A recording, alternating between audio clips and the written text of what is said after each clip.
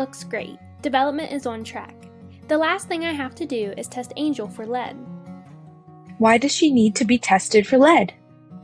Unfortunately, exposure to lead is still a problem in Delaware, and the pediatric medical community is trying to make sure that all children that are 12 months old and 24 months old are tested. If lead is found in the blood, it can cause damage to the body, especially in young children whose brains are growing rapidly during this time. But you just said that Angel looks great. I don't understand. Angel does look great. There are no signs or symptoms that we can see if a child has been exposed to lead, which is why we do the test. I've heard about lead paint, but I thought that was banned. How would she have been exposed to lead? You're right. The most common exposure is through lead-based paint, but it can't be used anymore. If a building was built before 1978, there is a good chance that lead paint was used. If paint in those homes starts to chip or peel, it can create lead-contaminated dust, or the curious child may put paint chips in their mouth. Lead can also be found in contaminated soil, water pipes, some toys, some imported items, some spices, types of places of employment, toys from dollar stores, and other sources. How are you going to test her for lead? We are very lucky to be able to test Angel right here in the office, which isn't the case in all offices. We don't need a lot of blood, so we will prick Angel's fingertip using a device that has a very small pinpoint. It's fast, and she should only feel a small pinch. We'll have the results in a few minutes. What happens if lead is found in her blood? If the level is high, Angel will have to go to an outpatient lab to have her blood drawn. We need to make sure the level is correct. I know that sounds scary, but the staff in the lab are very experienced at drawing blood from young children. Your part will be to keep her as calm as possible. Take her favorite toy or blanket to the appointment. You will need to hold her since she is so young, but you also have to try to remain calm. Use any method to distract her, singing, counting, but keep her arm secure before the specimen is collected. We usually get the results in a day or two. If the lead level is still high, we will need to talk about next steps. Let's start with the finger prick and see what results we get, okay?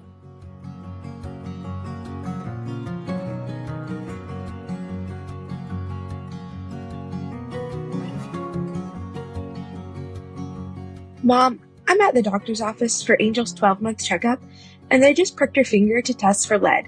I don't know what to do. I'm so scared. What if the test shows she has a high level of lead? Oh, honey, it's really important to see if Angel has been exposed to any lead. Lead poisoning is completely preventable, so it's important to find out when children are young so it can be taken care of. Angel will need to have been screened for lead when she goes to daycare. Let's wait to see what the lead level is before getting upset.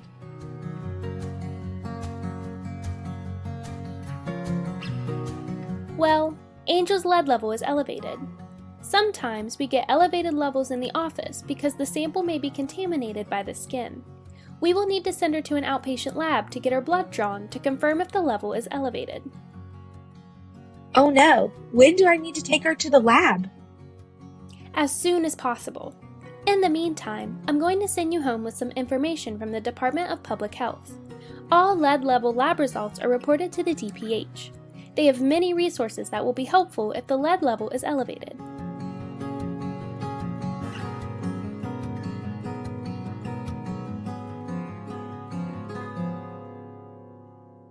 Hello, Kim. Thank you for coming back into the office. Who is this with you? Hi, Dr. Hope. This is my mom, Jan. She is a nurse and came with me today to help me understand what all of this means for Angel. Hello, Jan. It's nice to meet you, and I'm happy that you have come to support Kim. This can be overwhelming for everyone.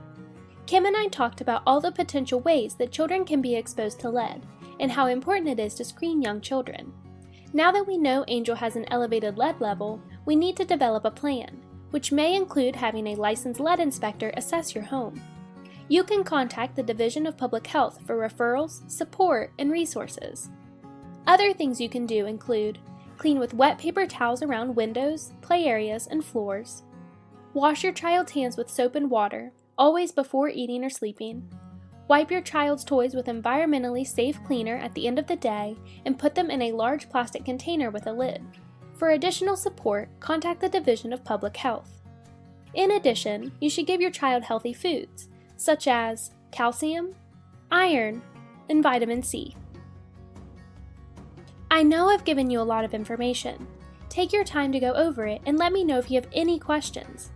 Also take advantage of the support and resources you will get from the health department. Bring Angel back for a repeat blood lead level test in 3 months. Thank you, Dr. Hope. I will help Kim in any way I can. This was completely unexpected and concerning. Yes, thank you, Dr. Hope. I will keep you posted on all of our findings.